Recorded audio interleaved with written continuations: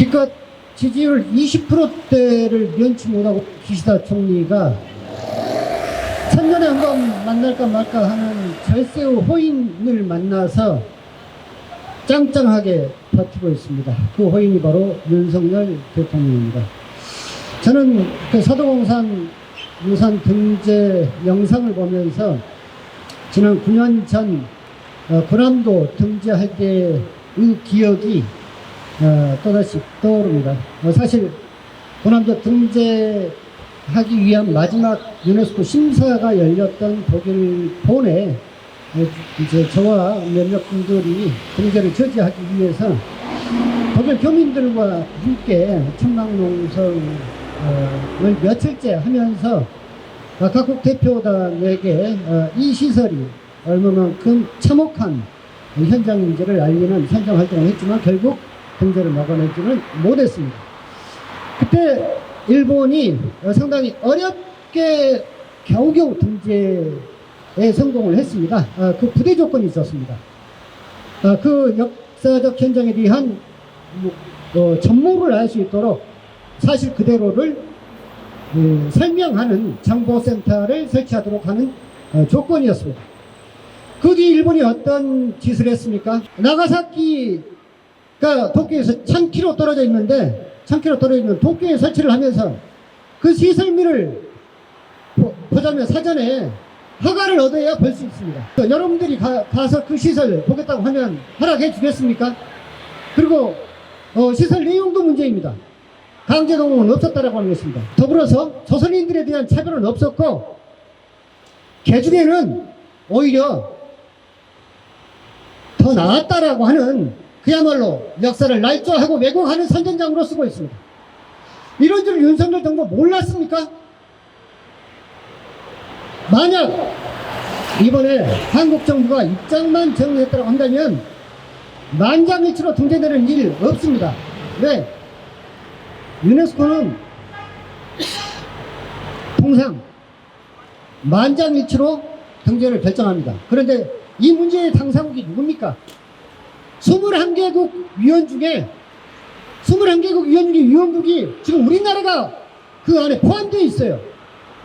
21개국에 포함되지 않는다고 하더라도 항공전형이 뜨거우면 다른 나라에 의해서 반대하더라도 등재될 수 없는데 21개국 그 안에 들어가 있는 한국 정부가 일본 손을 들어준 것입니다. 자, 이렇게 되면 어떻게 되는 것입니까? 등재가 문제가 아닙니다. 일본은 어떻게 할 것입니까? 이제 앞으로 한국 정부의 만장일치로 한국 정부의 동의를 얻어서 강제 노동 현장이 아니고 강제 연행자가 아니다라고 하는 것을 세계 각국 국민들한테 선전하는 또 하나의 역사 왜곡 현장으로 쓸 것 아닙니까? 이 짓을 우리 정부가 한 것입니다. 우리 정부는 군함도 그 꼴을 봤기 때문에 이번에 사전에 그 전시물을 설치하기로 했다. 이것을 약속했고 여러 사실대로 기록됐다. 이런 선결 조건 때문에 등재를 결정했다고 합니다. 거기에 표현해 보면 그런 표현도 있습니다. 한반도 출신 노동자 그리고 가혹한 환경에서 고생했다라고 하는 내용도 있습니다.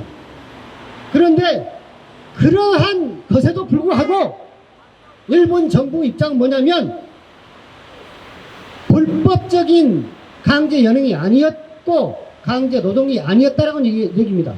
한반도 출신 노동자라는 얘기는 쉽게 말해서 돈 벌러 온 사람들이라는 얘기입니다. 돈 벌고 일하다 보면 땀 흘릴 수도 있고 고생 좀 할 수 있지.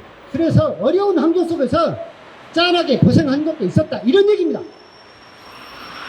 즉, 이 말은 식민지 한반도 침탈은 합법적인 지배였었고 당시 조선에서 동원된 한국 국민들은 대일본 제국의 식민으로서 조선 땅에서 살고는 있지만 일본 식민 제국의 아들, 딸의 이름으로 어려운 일본이 벌이는 성전에 동원돼서 한때 같이 동고동락하면서 고생했다. 이 얘기를 넘어서지 않는 얘기입니다. 이런데도 불구하고 윤석열이는 이게 똥인지 된장인지도 모르고 손을 들어준 거예요.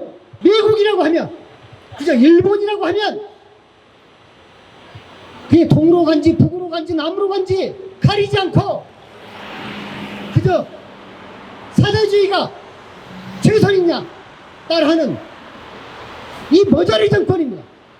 그래서 위험합니다. 임기 동안 가지 않도록 해야 됩니다. 이제 자정을 넘고 있습니다. 이제 긴 어둠이 끝나가고 있습니다. 함께 노력합시다. 새벽이 옵니다. 함께 몰아냅시다. 감사합니다.